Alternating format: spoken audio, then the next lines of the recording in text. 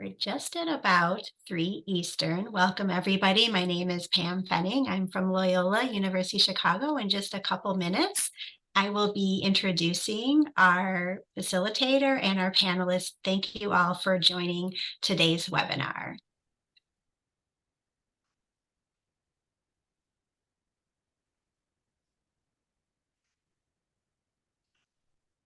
School psychologists are very punctual, so we see people coming in. Yes, wait just another minute.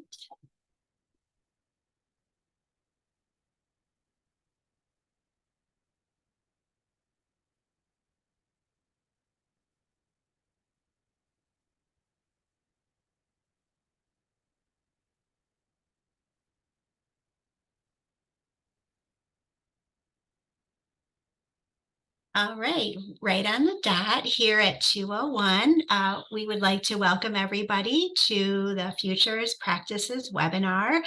I am very fortunate to have a wonderful committee to work with on the practices subgroup that's part of the Futures events that are being hosted. A special thanks to Tammy Hughes, to Sam Song, to Lori Unruh, who are the broad facilitators and organizers of the steering committee and all of the wonderful events that we have as part of Futures. First, I'd like to introduce my colleagues and point out colleagues, unfortunately, that weren't able to make it today on the subcommittee. So we have Misty Lay, who's on the subcommittee. We have Cliff Hatt, who's on our subcommittee. We have Keisha Radliff, who's on the subcommittee. And we have Lori Ford. So we were really charged with the futures planning with respect to practices and how do practices play out with respect to systems of oppression, with systems of bias. How can we become more social just as we look to the future of school psychology? And one of the things that we noticed is that we had only one practitioner on our subcommittee who was Misty, and the rest of us aren't in practice in any kind of way. And so we really felt that it was critical to really get the voices of practitioners rather than most of us being in university settings and not in practice and not really getting a sense. And our colleague Misty Lay really set the tone to say, we really need to learn from the trenches, voices from the trenches. We really need to learn in practice. We can talk theoretically about social justice. We can talk theoretically about equity. We can use these constructs, these often academic constructs, but how does that play out in our daily practice, in your daily practice rather, as practitioners? So what we really wanted to do was assemble a broad panel of practitioners, both with racial ethnic diversity, as well as at various points in one's career, early, mid, late career. That may vary how one might approach social justice and equity issues. We also wanted to get as well a very broad panel in terms of practice and how that plays out nationally in regions of the country as well as internationally. So I'm very, very pleased, very honored that we have really the voices from the trenches that are going to be here today answering questions. So first, I'd like to thank Dr. Shayla Desai, who will be our facilitator today. And it's a very difficult, challenging job to really have a discussion in this manner in an hour and a half. So we hope that we'll be sowing the seeds and laying the groundwork for future conversations that will come from what you tell us today about your experiences and voices from the trenches. So Shayla is the NAS Director of Educational Practice. So I'd like to thank her, and I'd like to thank NAS for the technology and setting all this up, that we're here on the Zoom call. It's always fascinating to me that we can actually still do this. I know I shouldn't be shocked at Zoom and the capabilities, but yet I still am. So I'd like to also introduce our panelists who will have an opportunity to discuss our broad questions around systems of oppression and bias, and how that plays out and how we may have been complicit in that in school psychology, but importantly, what our plan might be for moving forward. So I am really honored to have Meryl Dean with us today. Meryl is a psychologist in the Northwest Territories in Canada. So joining us and allowing us to hear a perspective, a Canadian perspective, international perspective. I'm also pleased that we are joined by Karen Shipley. Karen is working in the Switzerland International School as a school psychologist, so we're very thrilled to have an international perspective as well. Next, I'd like to introduce Dr. Michael Watkins. Dr. Watkins hails to us from the Southeast. He's a behavior leadership support coach, and he actually works with the State Department, so can give us a really important perspective on State Department and advocacy work that we can do. Next, I'd like to also introduce Dr. Catherine Campbell. She hails from my community in Chicago, Illinois, and works also in the Southwest suburbs, and also is the president of the Illinois School Psychologists Association and a practicing school psychologist. Next, I'd like to introduce you all to Emma Jurens. Dr. Emma Jurens is working in the Stafford, Virginia area. She's a coordinator of professional learning, wellness, and growth, as well as Maria Jimenez. And Maria actually works in the Omaha schools. In Omaha, Nebraska, is a practicing school psychologist. So we are super lucky to have our colleagues. Is there anybody that I have missed? I would also like to thank our interpreters for today, Sharon and Brandon, and both of you, and Brandon particularly, for helping us out on very short notice.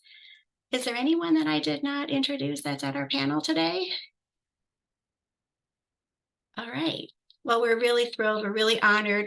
I don't want to take up too much time because I want to hear from you. I want to hear from your perspective, your voices from the field in terms of how to help us move the field forward and being more anti-oppressive and more engaged in social justice, but in the realities of day-to-day practice. And as you can see, we have folks that are really with us from across the world to share their perspectives and their take on things. So I'll turn it over now to Dr. Shayla Desai, who will start us out with some of our broad questions to get the conversation going.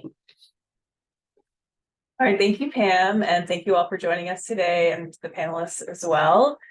Since you all work in various settings, as we just learned, I'm going to start us off by asking, how is systemic oppression or the effects of systemic oppression present in your current work setting? And Dr. Campbell volunteered to go first for this one. Thank you, Shayla. So it's very it varies. It really does. You know, starting with being the invisible person in the room. Sometimes the points that are not heard when reports are given, or if there are meetings and we're discussing the needs of students. You know, the suggestions or comments are not heard until someone else says them, and oftentimes using the same exact words. You know, there's sometimes the quietness after a comment because no one wants to respond, as though nothing was shared at all. There may be the abrupt turning of the head to avoid eye contact. You know, culture should not be a factor, right? But that happens. Or the eye contact followed by the swift shift in the gaze, you know, just quickly you make eye contact, but you turn your head real fast. So there's so many different things like that happens, the ongoing challenge of professional conclusions, again, until the same perspective is shared by someone else, as far as when we're talking about eligibility for special education support services. Though the data supports, the history supports, and all of the information is there, it's a solid case, but yet the pushback, the reluctant to acknowledge the experiences of people of color sometimes, you know, the challenge when the person of color does have the letters behind their name. You know, doctoral degrees are not given away, they are truly earned. And not only the educational experiences and background, but also the career experiences, the number of years I've been doing this work. This is my 27th year as a school psychologist. And I also teach I've been teaching higher ed courses, different psychology courses for the past 16 years. So there's a strong foundation. I immerse myself in professional development on different levels from different entities just because I consider myself a lifelong learner. But those experiences and professional conclusions are still challenged because of the color of my skin. And just the reluctance to acknowledge the experiences of people of color, the disrespect to recognize the degree, and the lack of inclusion and planning sometimes around the cases, the very cases that we are responsible for completing the evaluations and reporting the data and the findings. And sometimes just the quiet when you enter the room. So there are lots of implicit and explicit examples of the oppressiveness within the work environment, but I tend to stand firm by my decision. Of course, someone can dissent, and I'm okay with that. But I continue to emphasize the importance of the professionalism at the table, and I try to be an example of that. And I have to be mindful of that because it's not just about the color of my skin, it's the stigma of society of being an angry Black woman, which I'm not. But yet and still, I respond a certain way. That's what everyone else leaves the room with, that type of impression. Thank you. Yes, it's so helpful to kind of hear about these microaggressions that show up in subtle and not so subtle ways in your work environment, and how this kind of systemic oppression in the school setting impacts individual school psychologists. Thank you. Anyone else would like to share about how systemic oppression shows up in your current work setting?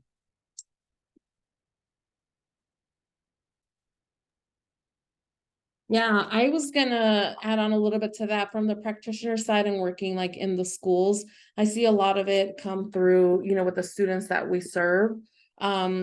So, just in ways of like overrepresentation in special education, those inequitable discipline practices within the schools, inappropriate evaluation referrals, even like our assessments, are sometimes not normed on the students that we're serving. So just being able to navigate that.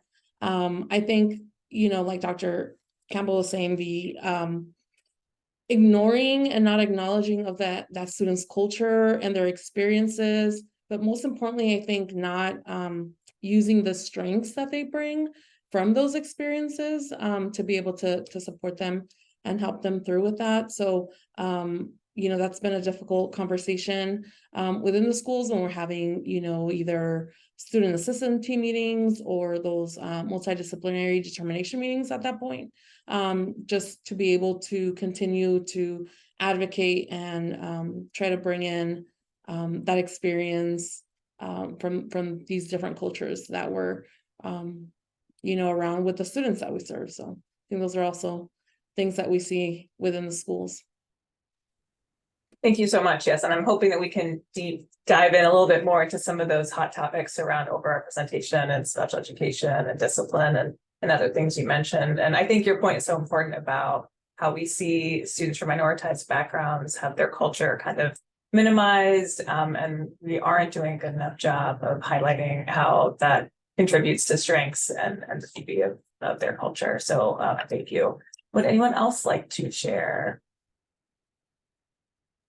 So I will weigh in on the poverty aspect of it as well, because being a minority and being from poverty in my area, you're probably 2 to 3 chances higher to get placed as ID than any other student.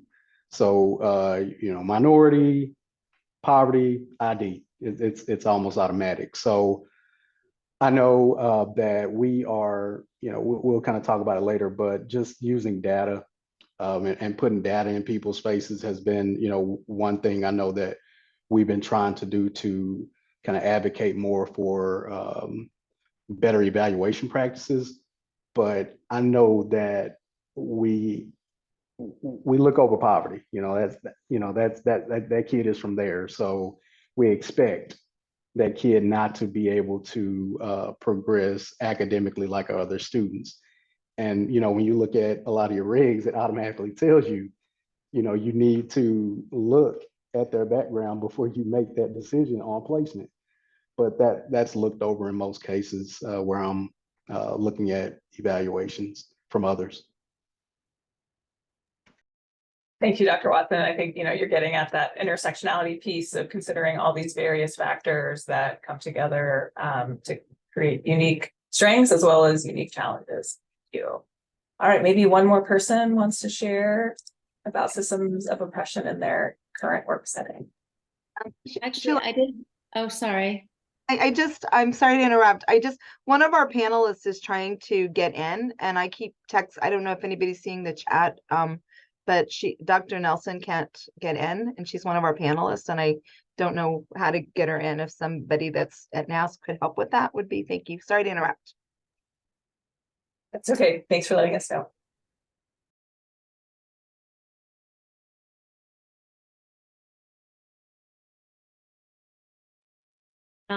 If I can, what comes to mind that I want to share is, so I come from the international school setting. I'm US trained, but I've been working internationally for quite a while. And things are quite different in private international schools. However, we do still struggle with similar issues, and we could always do better. But what came to mind actually when we were talking just then is our hiring practices. And it's something that I think that we could really look at as an international school. And I know that there are some organizing associations, the recruitment organizations are also looking at that too. And in fact, I just saw one of the really big recruitment services. It's called Search Associates. In the last few years, I think it's only been in the last 5 years or so, 5 to 6 years, they have a section on their website. So for example, if a teacher or a counselor or psychologist is looking for a job in an international school, and they want to find out what type of school it is and the package and the teachers and things like that, they'll go to a certain site. There's various sites, and there's all the demographics of the school, the different cultures and everything else. But what's recent is there's a whole DEI section, a diversity, equity, and inclusion section now that all the international schools, they've all kind of jumped on board and they have this whole different section. So the questions are, our school has DEI guiding statements, and it's a yes or no. Our school has DEI policies. We have a strategic plan.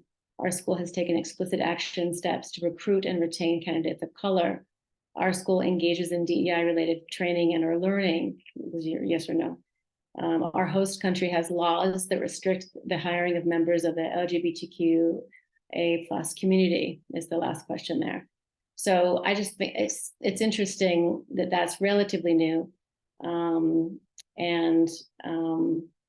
And yeah, to answer that kind of broad question in a little tiny bit, what comes to mind is the hiring practices as well as, does the school have policies that talk about equity and diversity? Are there,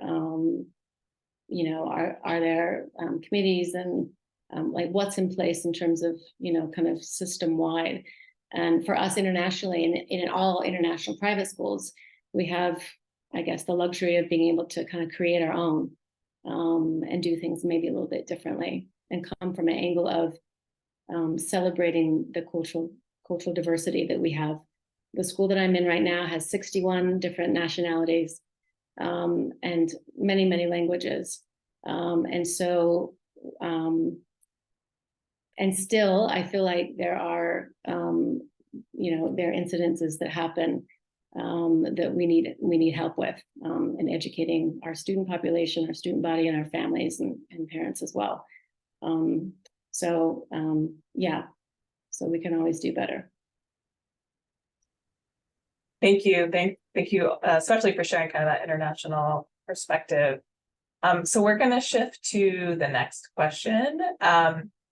And it's clear that all of these issues are still so prevalent in our present, as well as it's been a significant part of our field's past. And while we're seeing that school psychology is making some progress, acknowledging our role in exacerbating these issues, I'd like to ask next, in your opinion, what specific ways have school psychologists been complicit in maintaining oppression and bias in our systems?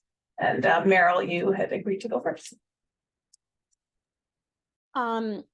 I will start, and as I had prefaced this earlier, I am Canadian and come at this from somewhat of a Canadian perspective, but I, as a Canadian school psychologist, working in private practice, but among schools across the north of Canada, I have found that historically, psychology in Canada has really been used as an oppressive force, particularly against Indigenous people.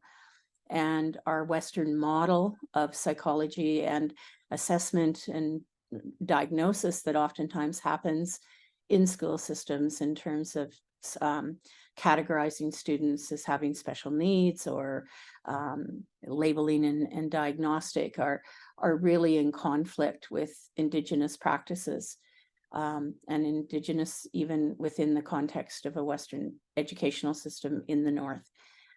I think historically, if we look at the practice of psychology among Indigenous people in Canada, it has been a tool of oppression and of labeling and of categorizing people and limiting. And so to hear, for example, Dr.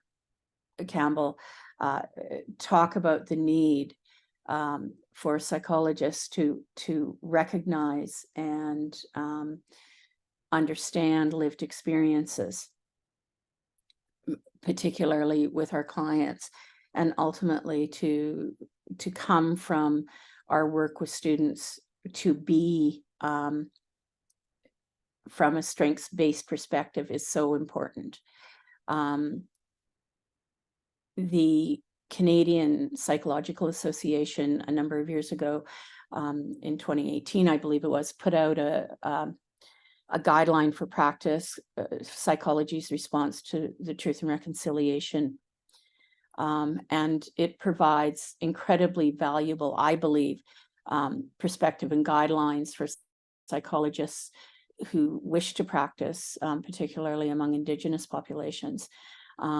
But it really calls, I think, for school psychologists to examine even the teaching that they've had within the context of their education and how to practice as psychologists, and have some strength to be able to go beyond and recognize that no, these tests that we were trained to use are not normed for our population and are not normed for the consideration. And so finding ways to engage in appropriate practice that supports our students in their learning, but also within their lived experiences of trying to walk in two cultures. Their Indigenous culture and this Western settler culture as well. And so I think we are called as school psychologists to look at how our profession has served to categorize, to label and to practice in ways that are not necessarily respondent to the worldviews of our populations that we're working with. Thank you. Yes, I absolutely agree. And those are such important points, especially about the assessment and labeling and all of that. Would anyone else like to chime in on how school psychologists have been complicit in maintaining oppression and bias in our system? I would like to follow that, just to kind of address the reluctance and refusal of some of our colleagues to really learn about and to get to know the students And it, all of this came to mind as I was listening to Meryl. It's, it's so important to really take some time to get to know the students. The numbers don't represent the person. And as explained, we all know that there's bias in the test and the standardization and all of that. And our work done wrong contributes to the pipeline to prison. And to tell so many young Black boys and young Black girls, any group of people, that they are intellectually disabled because they don't do well on a particular test, but everything else is strong. And I've seen it where adaptive functional skills have been strong.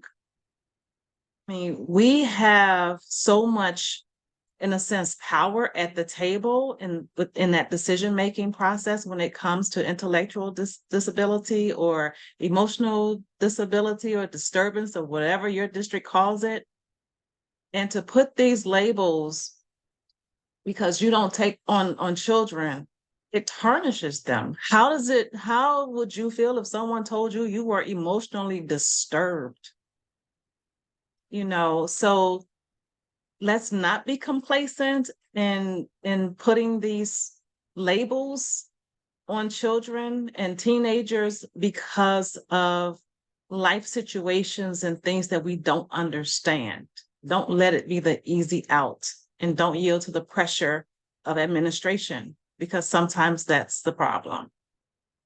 And it's a team decision, and the team may say, yes, we're going to go forward with it anyway, but you absolutely have the professional right and responsibility to dissent. That's all I'll say about that. Thank you. Would anyone else like to share? So I'll speak on the another system, higher ed. So our programs, if you look at the field, I don't think the field itself represents the students we serve. So I know there are campaigns out there to advocate to get people from different cultures and backgrounds, but I think as educators in higher ed, we've really got to start looking at some of our undergraduate students and just reaching out. I seen you in my psychology class. You ask a lot of great questions. I think you'd be a good school psychologist. Have you considered the field? I just feel like our higher ed programs, I think they have also played a role in this, not purposely, but you're looking for that fit. And then you have the politics of higher ed as well. Do they jive? Do they fit what we have going with this certain body of students? But we definitely got to start opening our eyes to looking at other students that will end up being the future of school psychology. So true. Thank you. Maybe one more person. Yeah, I just want to say what comes to mind on that big question is, by the way, thank you everyone for sharing. I think this is fascinating and just wonderful that I'm hearing that you're part of the panel. So thank you. Internationally, what comes to mind would be our EAL students. We have a lot of them. It's a huge number of kids whose mother tongue is not English. And we usually have, well, I'll just speak about where I am now, but this is kind of true in a lot of different places globally for private international schools, sometimes schools will have school psychologists on site who are doing evaluations. And I've had that role before, but other times in certain countries, depending on where you are, we would refer out for those diagnostic evaluations. And yeah, I would say that in some cases, those evaluations need to not be in English. They need to be in the mother tongue language of the student for them to be valid. And sometimes it's hard, and definitely in certain places of the world, to find psychologists and school psychs or ed psychs who speak about the same language of the student. So we would then, ideally ask that student to go back to home country to have an evaluation done in their home language. However, I mean, there is kind of implicit bias in kind of everything that happens when we look at learning support systems and structures and policies and things like that for our students who don't speak English as a first language. I was just, our school just went through this series of standardized testing, the MAP testing, and we have another series of tests as well. And because the language of instruction is English, all of this assessment is done in English. But what came to mind when we were talking about how school psychologists have been implicit was that language factor and all the different languages that our kids speak, and how assessments need to be in their mother tongue. Yes, thank you. That's a great point. Okay, so the field is obviously still kind of grappling with all of this, but since this is the Futures Conference, why don't we talk about where we go from here? So how can school psychologists take action? Dr. Watson, would you like to start? Sure. When I think about school psychologists, and just from the program that I came from, I know we were always told that we're ambassadors. And, ambassadors, typically we aren't like overreacting when there's a incident.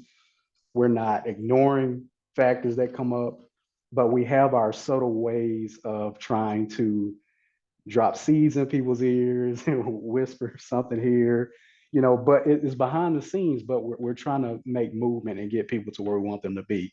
So first of all, I would think advocacy would be, a place where we really need to keep pushing. And I know NASP is pushing that, but advocacy for our students, families, for our teachers, and then just for our field itself, because, we aren't being replaced as fast as, people are coming in. So we've got to look at how we can increase the pipeline of school psychology, but being more advocates for our families, our students and our teachers, I think will put us out there in a way that, we're still back there testing. That, in my state, that's all we're known as, people that test.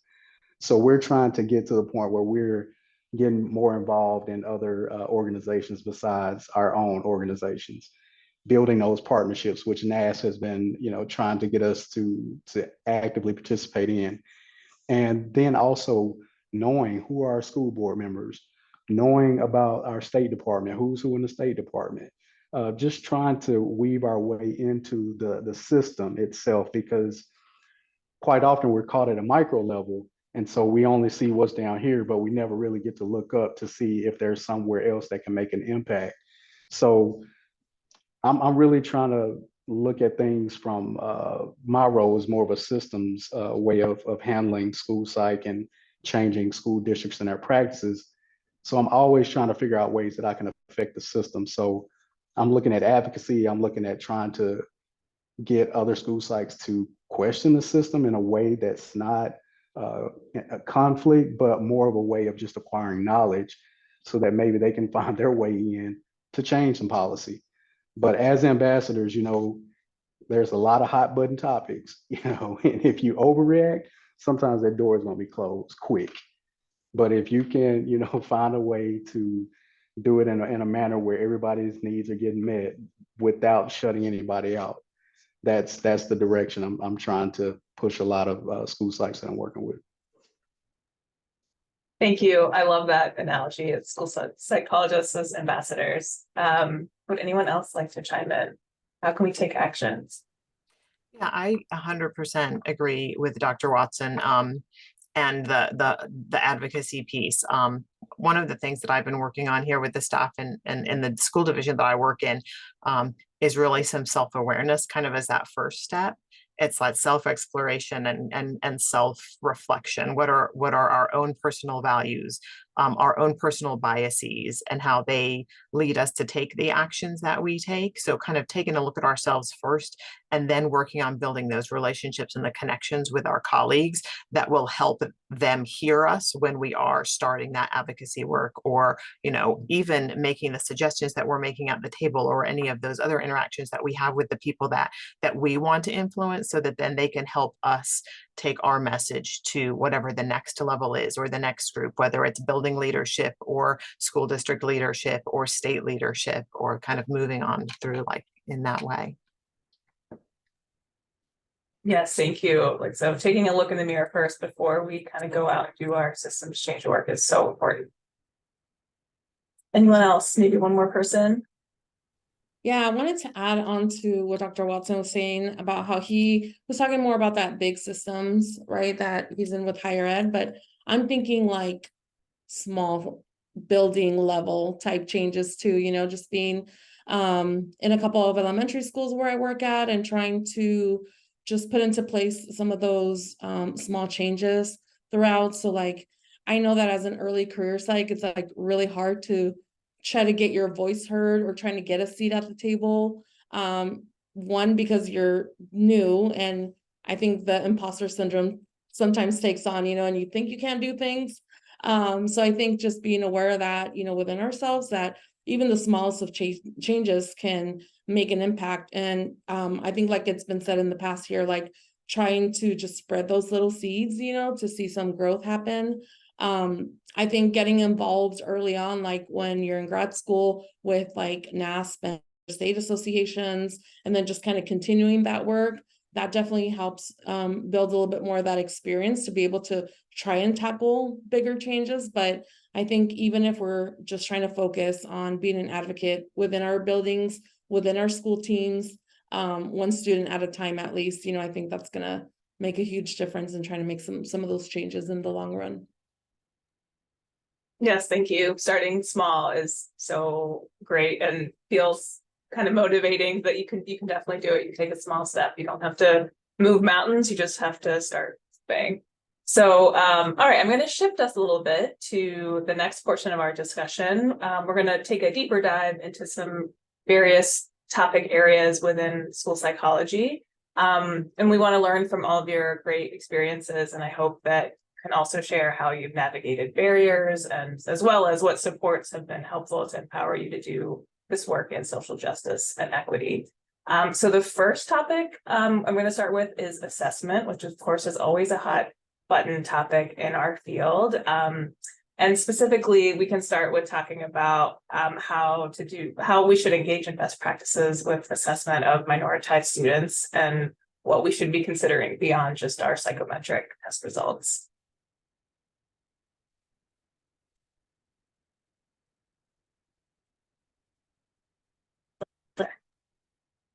I think on this topic, a big one is to learn and just keep trying to find the those best practices, you know, that we speak of for these different cultures. So I know myself as a bilingual school psychologist, like I have this extra knowledge about certain cultures because that's also my culture, right? So I'm able to use those strengths to help with some of these evaluations. And I've also been given the opportunity to even continue to expand that by teaching a class on those bilingual evaluations. So trying to find other people in your circle that maybe are more familiar with that, so that you can have better grasp of, you know, what to do, making sure you're doing that own professional development on these topics.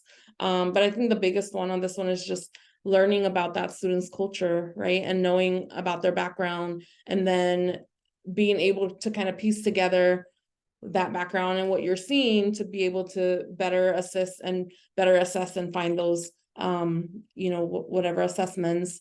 And I think also trying to get away from all of the formal assessments and really diving deep into all that informal, you know, interviews, conversations with the students, those observations, because you'll be surprised how much you learn just from all of that. And that has definitely made an impact on some of the evaluations that, you know, I've conducted for students.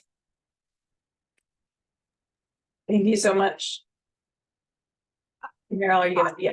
go ahead. Yeah, I have found the importance of connecting with family, both sort of pre-assessment, but also immediately following my first working round with students is so key, because understanding the student and the strengths that they bring to their family and their community becomes oftentimes, for me as an outsider coming into the community to do assessments, the opportunity to talk to them about their life and the importance of their day-to-day life and how it relates to then what's happening in the school. And one of the things I found is that because I do travel into small communities, and oftentimes my evening walk after supper or going to the local northern store to buy my groceries for the week is when I'm running across the kids and being able to have those conversations with them, meeting their parents in the store, and that kind of interaction, which is, of course, at a very different level than sort of that professional, you don't want to work in the same community that you live, because people will see you as a human being, and yet the importance of being seen as a person becomes key in building that relationship. And I know that doing assessment with many of the students that I work with, if I can't build relationship and connection with them and their family, there's very limited, I feel that my assessment with them doesn't provide the information that they need. And I think sometimes as we're seen as sort of test or, test and assess or test and diagnose experts with nothing else, the institutions that we work for fail to recognize the importance of building relationship and connection before we can have meaningful assessment and truly understand the strengths that our kids bring to their world.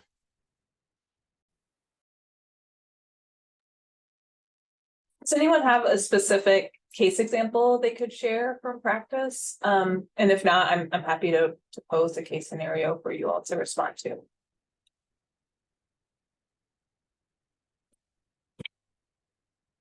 Well, Okay. I can speak once again, because I am a practicing school psych, but I have a different role now where I'm able to just look at district-wide practices and just evaluations in general. And so a common theme that I'm seeing is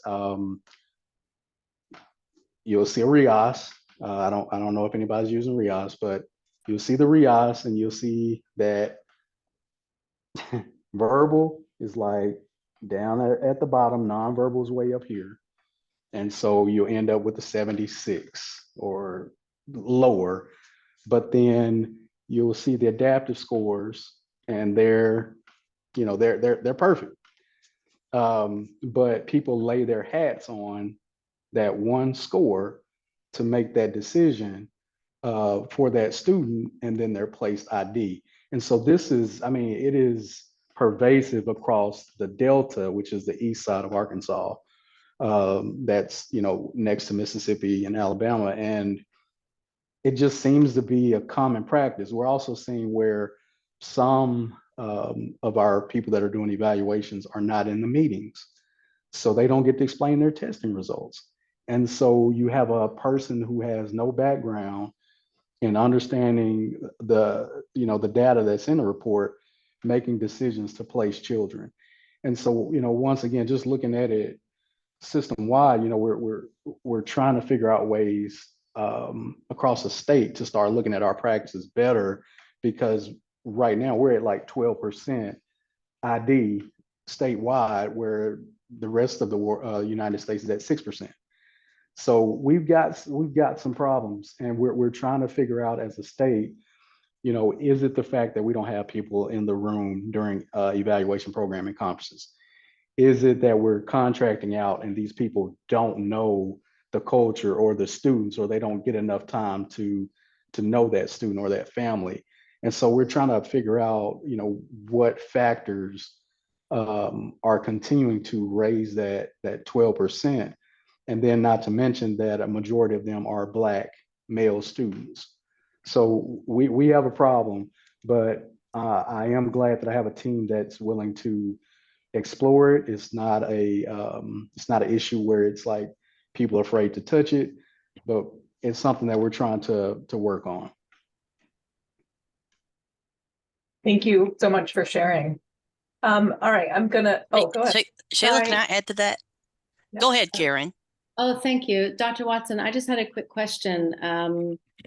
And that is, what services do these students, what do they get after they have this eligibility in your state? Like what's the backward design? What, you know what I'm saying? Like what happens then? What do they Yes. get because of that eligibility? So what they used to serve was, it was a way to get kids out of their class, because that student is either holding up the lesson, they're doing, having disruptive behavior because they aren't participating.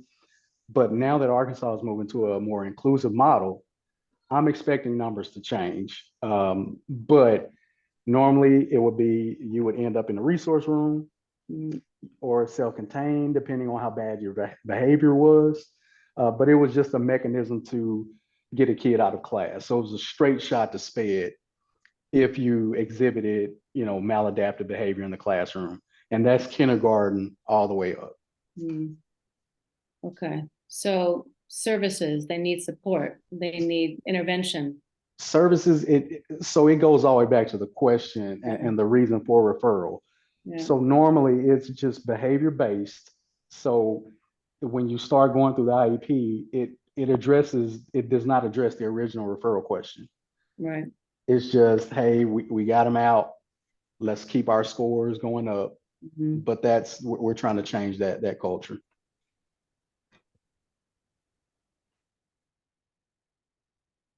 Go ahead, Missy.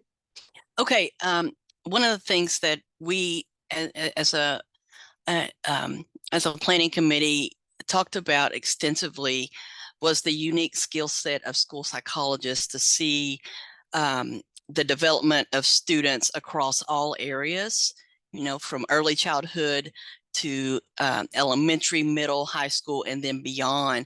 And speaking to that pipeline that Dr. Campbell had referenced, is that I think we see that we see this 3-year-old or 5-year-old, with a label, and we know the consequences that label it can potentially have down the road, and we know what the outcomes and what the research says, and I think that is unique to school psychologists. And I find it frustrating as a practitioner, because in the little pocket, in the little world that is early childhood, they're not thinking beyond their little pocket. And so I find it frustrating, and that's just another barrier. But I think that that's something that we bring to the table that others don't, and they're just trying to get that student the quote unquote the help that they need. And by the help that they need, again, we go to that deficit thinking, that deficit mindset. And so that it does cause a lot of frustration as a practitioner, because you get that systemic, that institutional pressure to help children. And when you kick back by using any by using research and data, the work environment becomes strained.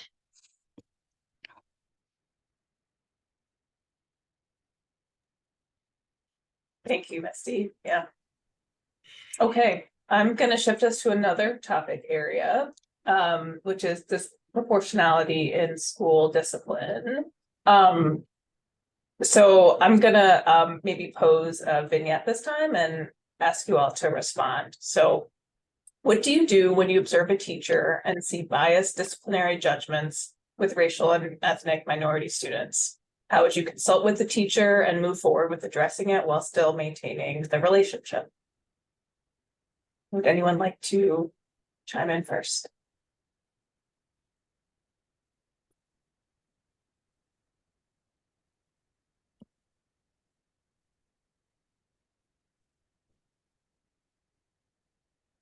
It's silent. It's silent. I'll go. I'll go.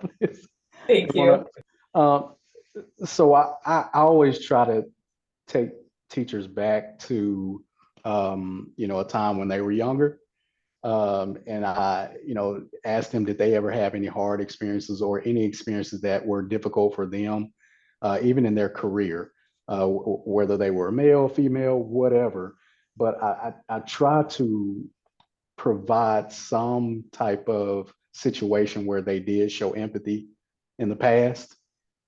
And then I try to bring them back to that student and ask them, do they feel like that decision or whatever thing they did was in line with themselves? Would they want their child to be in that position? And I know sometimes I come across not necessarily harsh, but I do try to be as honest and real as possible without offending. So it is a question of, if this was your child, would you want them to have that same experience? And I'm a little older now, so I can do that. Early on, I probably would have thought twice and said, hey, I know this kid is exhibiting, inappropriate behavior, but could it be because of this? And I want them to understand that there is a whole child here. There's not this situation. So do you know that child? Do you know where they came from? Do you know their situation? Let's teach them how to act in this situation and not be reactive. And that's going to be something we could probably spend 3 or 4 hours on. Yes, thank you. And I appreciate you also kind of shedding light on how you would address the situation now, having some experience, and how maybe a new practitioner would approach the situation, perhaps not having children of their own or not being able to say with some level of authority, for lack of better words, to a teacher. Okay, would anyone else like to respond to this scenario?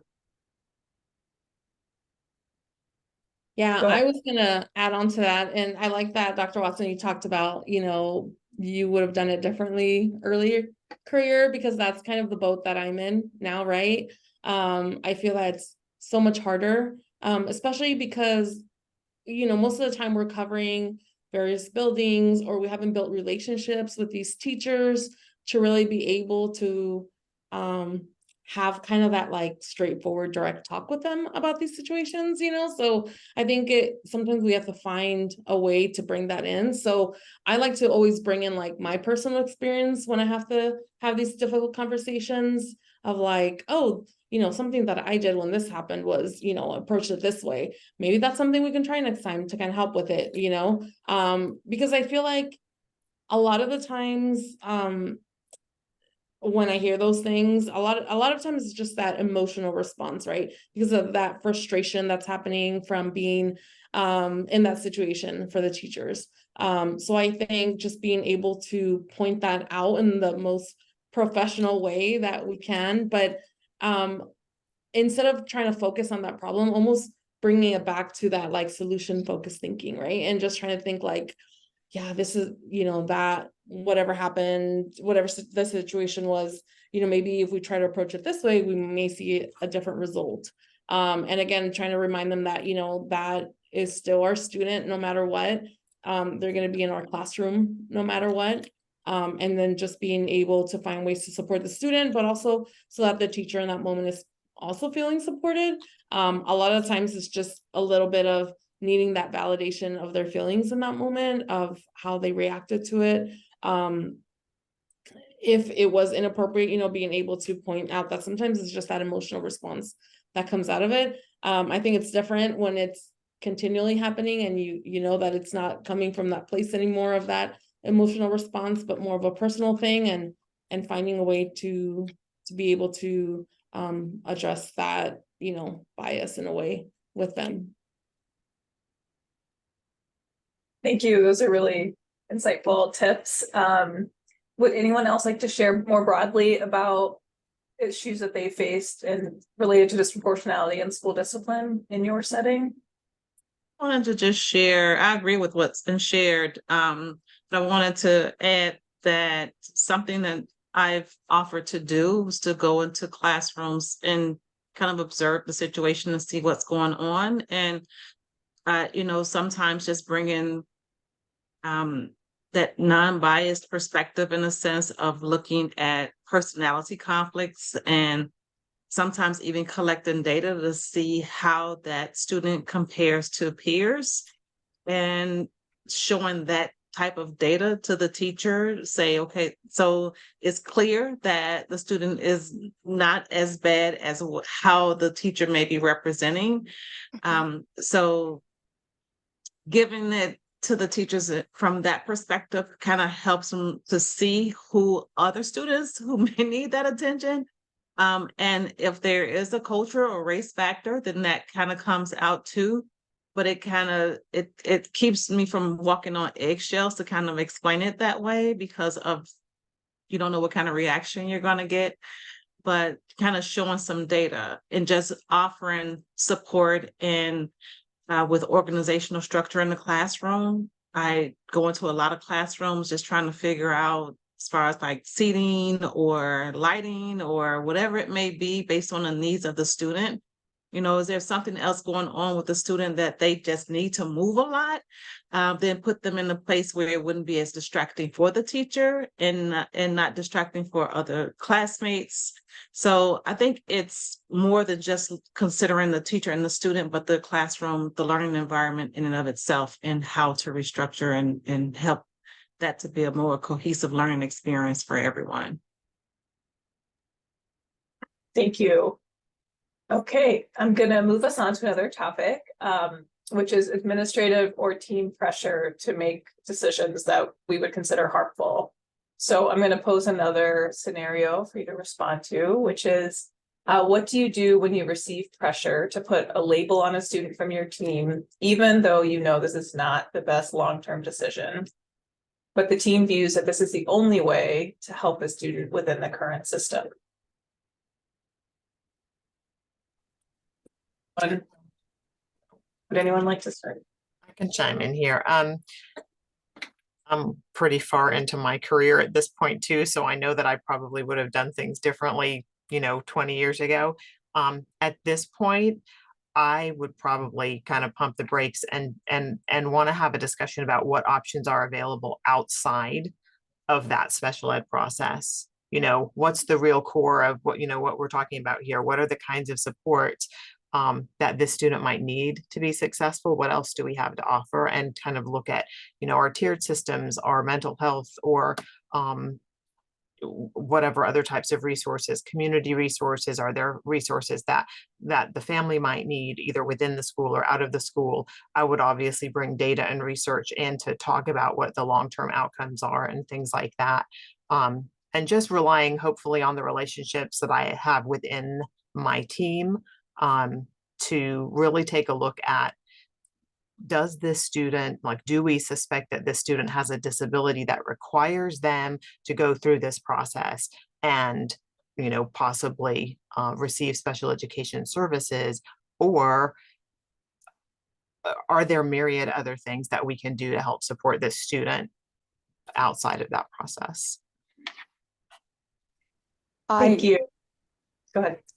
I hearken back to something Dr. Watson had said earlier in regards to systems changes and the need for systems changes. And that's not going to help in the immediacy of an administrator or a school team pushing for a diagnosis. But one of the things that I find fascinating is sort of an outsider to eligibility and the whole special ed stream, if you want to call it that, coming from a fully inclusionary system, is that the freedom of not having to declare eligibility is immense in practice. And so that means that diagnosing or eligibility categories or something like that, to me only, and in my case, it's diagnostic, it's not eligibility, only serves as sort of a tool to describe what strengths and challenges an individual may have. And so from a fully inclusionary perspective, being able to then say, this is what this person needs and how can we provide it, without pushing for it. And I need to admit, it's been a journey. I've been an educator in a fully inclusionary system my entire life, and now work in that as a school psychologist. And one of the things that I've really come to value, I think, in recent years is the power of working in a fully inclusionary system. And I think as school psychologists, to continue to push for full inclusion is huge in terms of removing some of that systemic racism that seems to occur in our practices.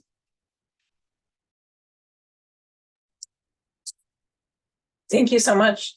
All right, so I'm hoping that we can share just some general takeaways from the panel. So if everyone might be able to respond to this one, just a key takeaway, as well as a question, what do you wish you maybe would have had learned in graduate school to help you with some of the things that you're facing now? So what do you wish you had learned, as well as what are some key takeaways that you'd like to share?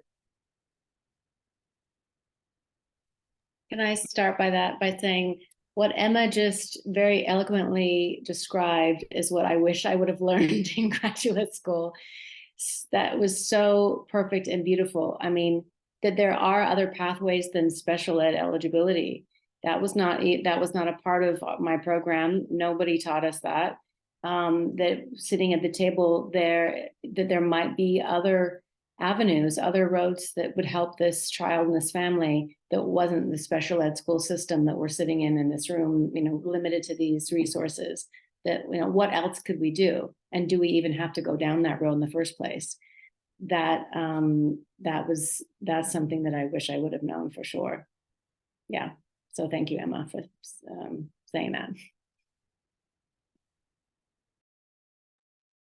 I think for me, again, being, an early career school psychologist right now, I think the biggest thing that I wish I would have known is that you're not going to be able to do the best practices that we're learning, in grad school, in the real life, like most of the time, right? There's definitely a lot of opportunities, but there's such big systems level roadblocks, I guess, in the way that sometimes you are not able to do it, especially the way education is right now with shortages of staffing and things like that.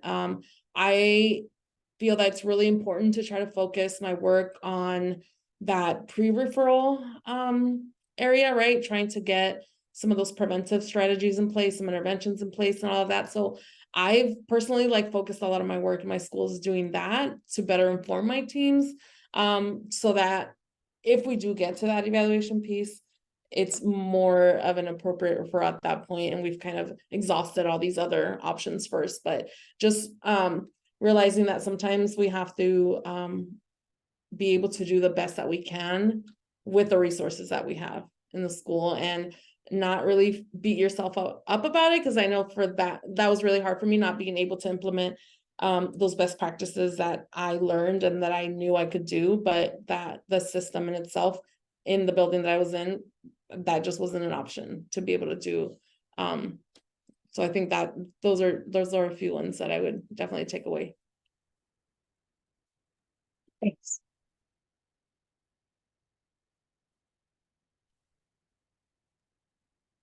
I'm kind of shifting in another direction. All of those are great. I agree wholeheartedly. I wish there had been more on the conflicts with the adults. As far as yeah, that's pretty much wraps it up. It's something that I learned a lot from my internship supervisors. They were of tremendous help in just watching how they dealt with the conflicts at the table.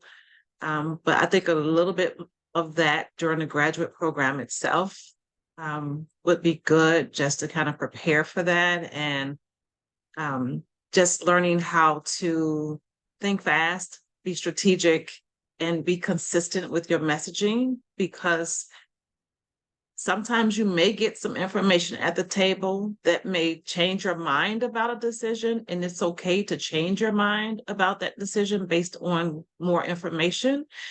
And it doesn't negate the work that has gone into your assessment and the reporting process. But those conflicts are going to happen, and sometimes conflicts can be smooth flowing, and sometimes they can be hostile. And being able to handle whatever situation comes your way, you have to be prepared for that. And think that's something that is missing.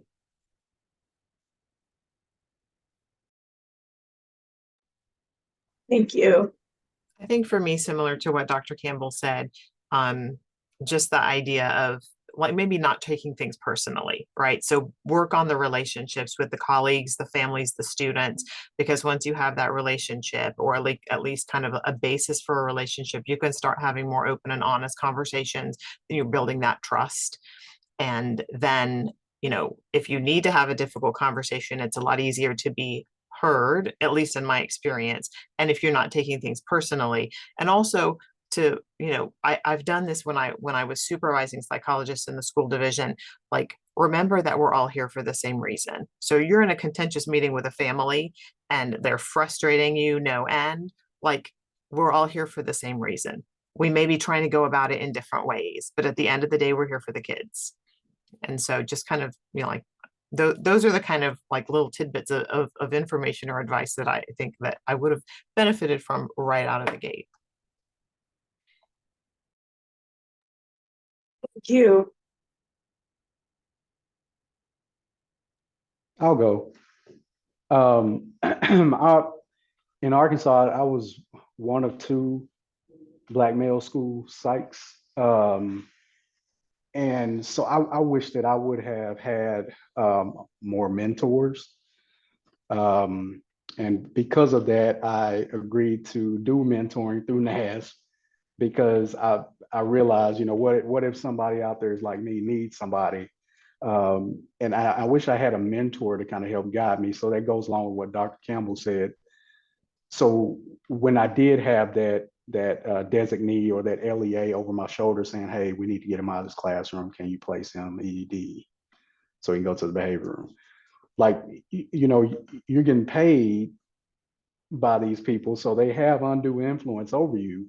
And so it puts a lot of people in compromising situations where it's like, do I upset my boss, or do I do what's best for the kid? And so that's a piece that I know a lot of people are dealing with daily.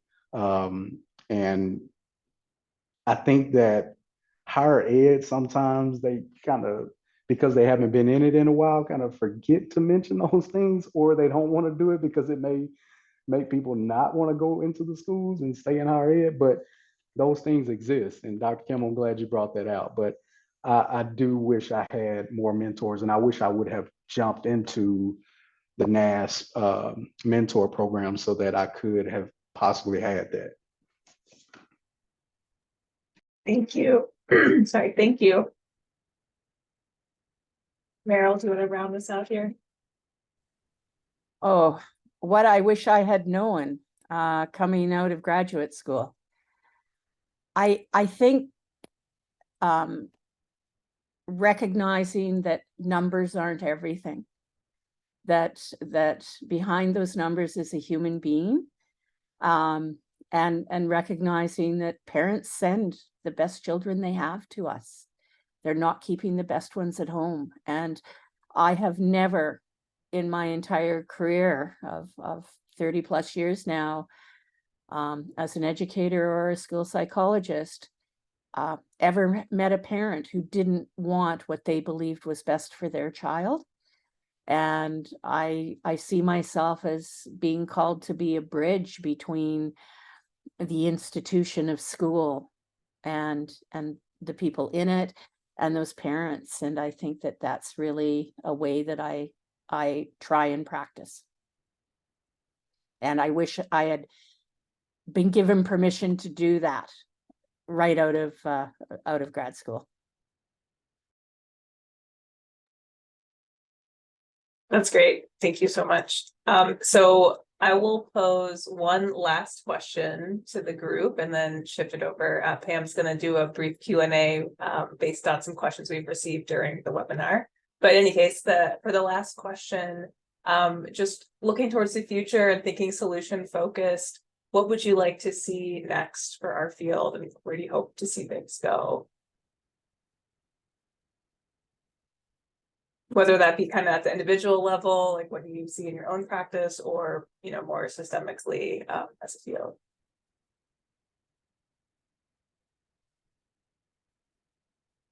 I'll go. Thanks. I would like to see more, kind of like I said earlier, like more emphasis on self-work first, so that we get to know ourselves. I think it's obviously more, we can be of more help to others. That way, when we've done that examination of our own identities, biases, values, and all of that. Also, maybe switching our focus a little bit. And I know that like maybe this isn't permissible or even possible in some roles or some school districts, but to look at staff wellness, because I'm a firm believer that if our kids can't be okay if the staff that are working with them are not okay. And if I think one of the things that we've learned coming out of COVID and over the last couple of years that we've been back, to kind of normal-ish, is that our staff are stressed. We're seeing teachers leave the profession in huge numbers. And so, that's another kind of taking a look at our role and how we as school psychologists can impact staff wellness in the schools as well. So those are my 10 cents. Thanks. Anyone else like to share hopes for the future? I think more moving up more into the State Department so that we have more of a voice. So, it may not be a job that you're wanting, but a job that will, get you to a point where you can start helping make decisions on evaluations, and just the practice in general. Because once again, in Arkansas, we have a lot of barriers to the practice in general, because we also have educational examiners in the state.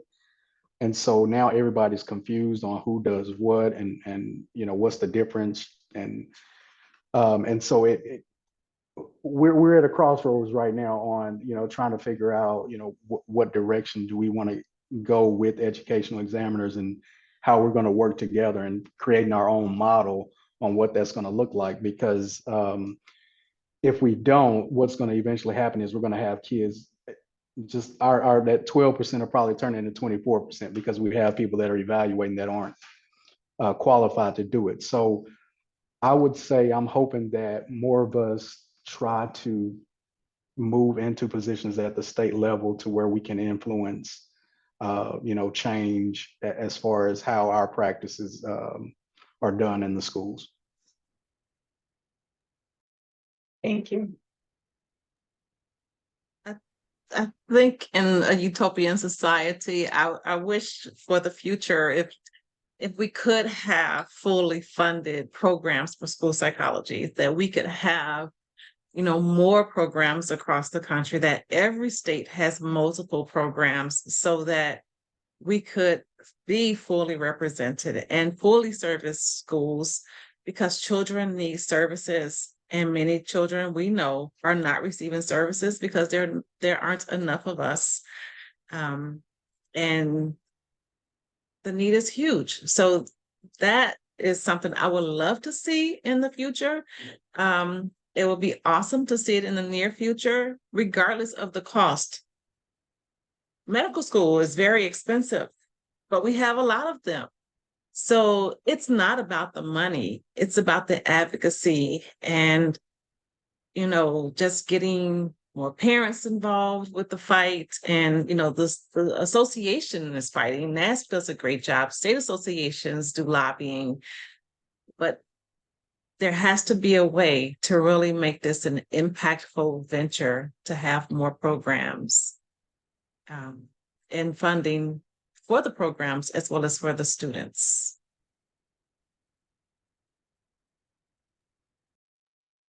Yes, I I think that what Meryl was saying about the freedom of full inclusion and having a full inclusive system would be my dream, my wish for North America and also for the world. We international work is different.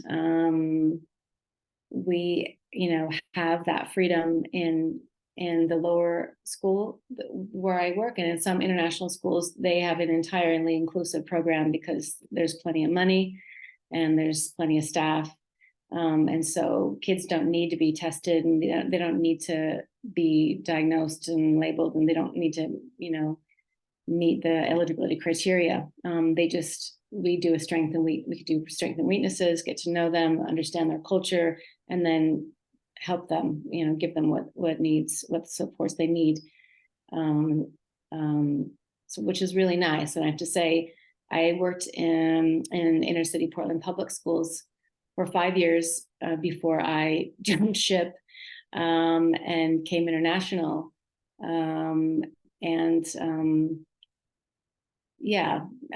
For the very kind of challenges that we've been talking about, because it was,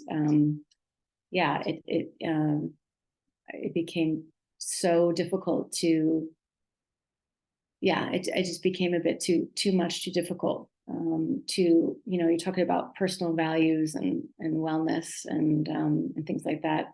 So for me personally, it's the reason why I did leave the country and go abroad. So that's always an option as well. If anyone wants to still practice school psychology, but in a more inclusive system, there are lots of other options, globally as well, other school systems and different ways of doing things as well. But for North America, definitely a huge change that was very well funded. Doing things really differently would be, the dream.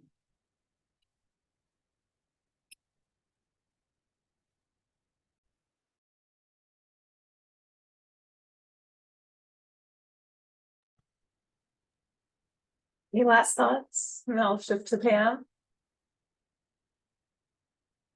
All right, Pam, you want to take it away? Okay, well, first of all, thank you to the amazing panelists and to Shayla for this terrific facilitation. There's so much learned today, so much conversation started, so many important key points. First of all, thank you so much for sharing about your lived experiences, individual biases that you've experienced, school psychologists experiencing bias in our schools, just as our students do. So many important takeaways. I won't summarize all of them. There was so many super important points, but just some key takeaways is the importance of strength-based. Many of you spoke about the really harmful nature of labeling, calling a student emotionally disturbed, importance of our advocacy work, importance of thinking about our assessment and pushing back on that, and thinking about that at how we might respond at different points in our career. I'll point out a few key takeaways from the panelists, which is really the idea and the notion that, you're all doing the best with the resources that you have. I am a university person training folks for many years, so we certainly should be taking responsibility in higher education. A lot of times what we're teaching isn't playing out in practice, and so not beating yourself up in practice. Those are very, very important points. Us doing a better job in higher education and preparing folks, really doing a lot of focus around advocacy work, strength-based focusing, numbers, not telling everything about our children, children in our schools. Also, kind of other important things that, folks wish they had learned was this idea of how there's many conflict with adults and learning a lot and us needing to do a better job at the higher ed level and learning a lot in practice. How do we manage conflicts at our tables, in those daily decisions that are making, the importance of systems, the importance of advocacy work, the importance of taking on roles at school psychologists at the state level. We certainly heard a lot of important perspectives from our colleagues who are in international settings about the work that we can do in North America to really break down and dismantle labels and such, particularly with special education and biases that we put on that, particularly with Black and Brown children in schools.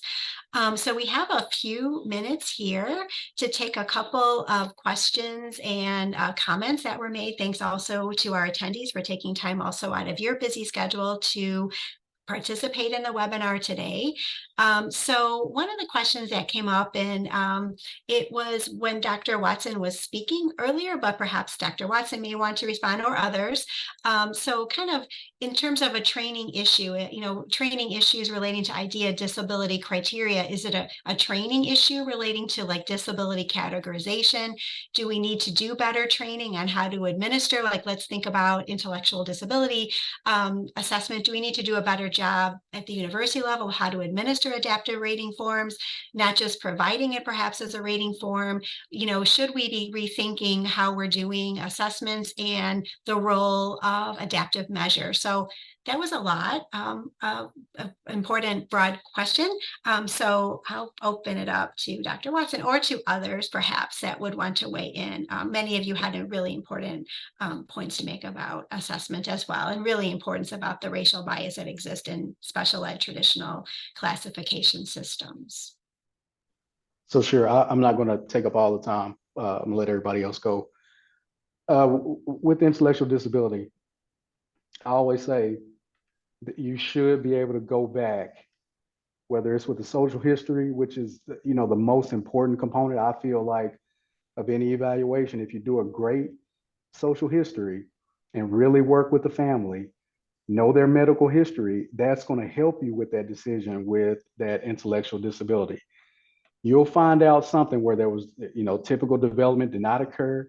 There were some other issues, but if you don't see any of that, then I would question that ID label, because what you're doing is you're basically saying that they can't do it and they've never really been given opportunity. So you got to know that whole child.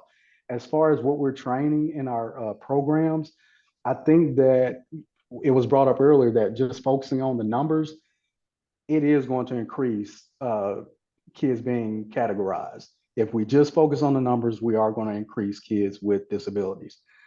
So look at the whole child, and I'm just going to go with that, and I'll let everybody else have it. Thank you. I agree with that wholeheartedly. The numbers don't define a child. So it's not a data point. There are multiple points that you have to look at, considering, not just that IQ score, but their academic functioning. Where are they? I've had students who were in the average range academically, solidly in the average range academically, but they didn't score well on a WISC or some other IQ assessment. And so you don't make a child eligible based on one data point.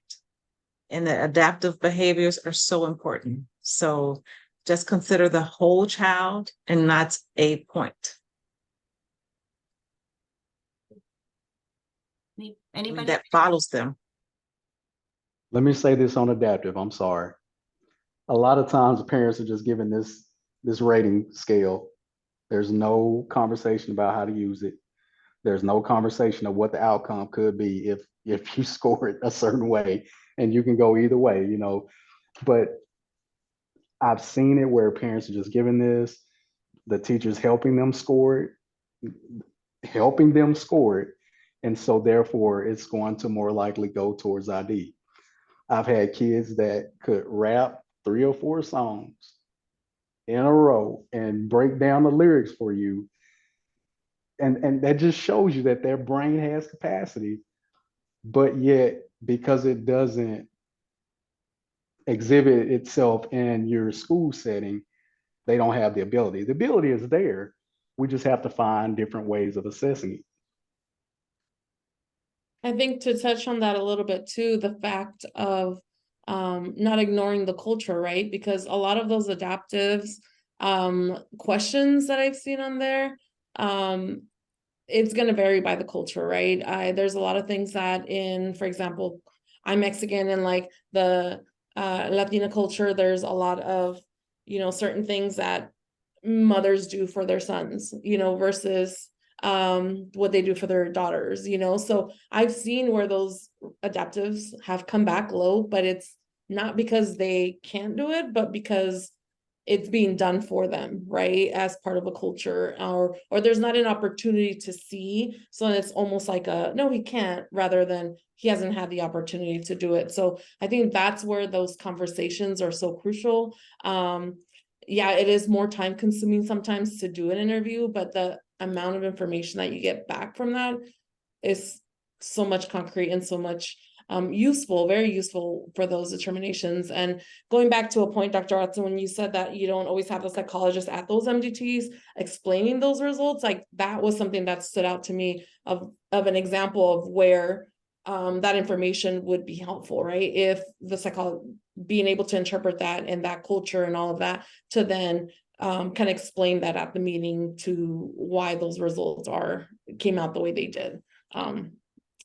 So I think culture is a big one that sometimes we forget to consider on those adaptives.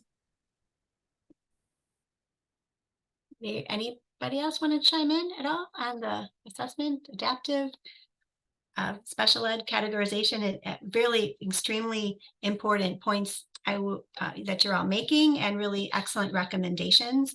I was kind of looking at the chat and kind of picking out some kind of key points in kind of some of the chat that was happening back and forth with the attendees. And so some of the chat went back and forth with respect to engaging in the NAS practice model versus, you know, being focused on primarily assessment or traditional special education. And some of the comments revolved around, you know, having a supervisor that's a psychologist and such like that. So I wonder if kind of our final take home would be, you know, what are recommendations? You're all at various different points really practicing across the world in terms of, you know, how the role of school psychologist can be expanded comprehensively, and then kind of how that role can, you know, be engaged with respect to kind of how your supervision structure, or how that might work, as many of you also spoke about administrators pushing back and perhaps not having an understanding of the training that we do have. So yeah, twofold, you know, how are you engaged in the comprehensive model, or how would you recommend that? And then number two, kind of how that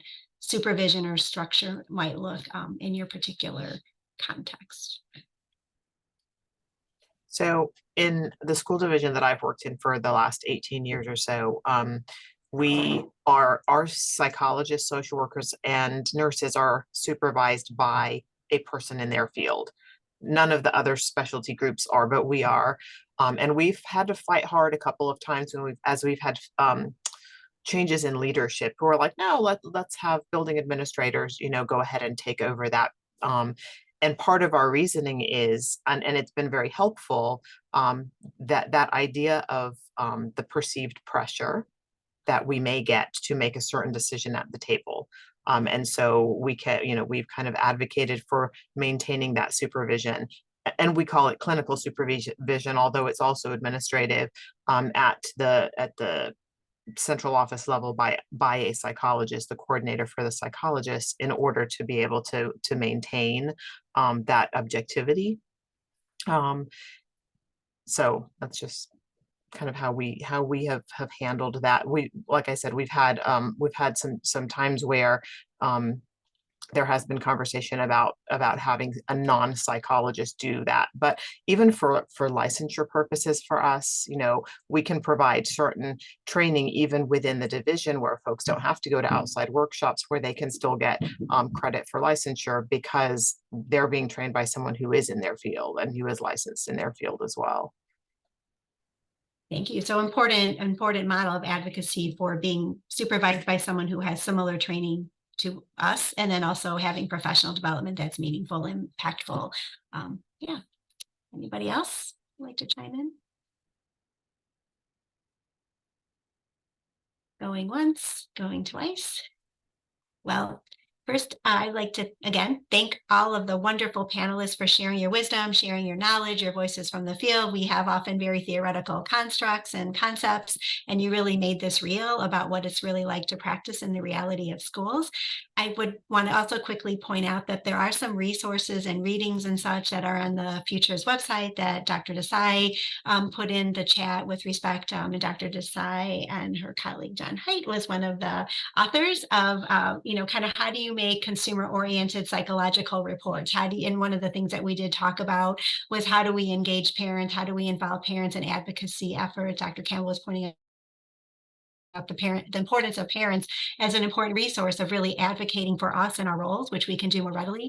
So we thank you for that. There's a few, and NASP has made the article publicly available, as well as an article by Sabnis and Proctor on critical consciousness in the field of school psychology and school psych review. So those articles are, if you are not a member of NASP, we hope you do join NASP as a member, but they are being available for participants through the month of September, along with some webinars and resources on racism and bias intersectionality that colleagues have put that are like 1 or 2 page readings, and then also some recorded webinars and such, because your lives are incredibly busy. So hopefully you can maybe listen to some of these or read some of these things quickly going from point A to point B.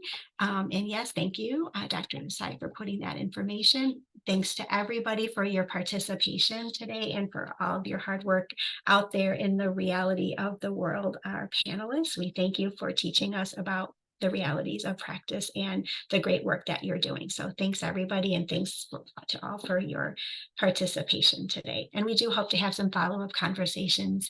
We won't have an hour and a half and solve the complex problems that we're certainly introducing. So we do invite and hope that we'll have some follow-up conversations about the realities of practice and all the great work that you're doing and recommendations that you do have to improve our future in school psychology. We're going to sign off. It's 3:31 or whatever time zone you happen to be in. Thank you all, everybody. Keep well.